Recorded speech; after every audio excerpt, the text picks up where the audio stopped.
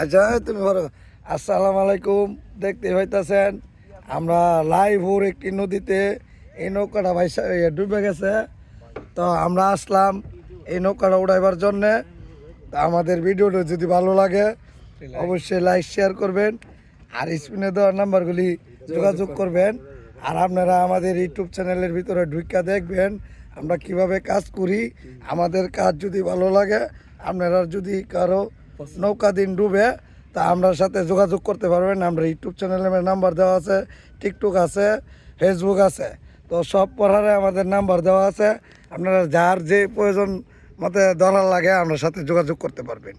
আর কেউ আমাদের সাথে অযথা বাজে মন্তব্য করবেন না, কারণ আপনারা যদি ভালো লাগে তাহলে আমাদের সাথে ইয়া করবেন।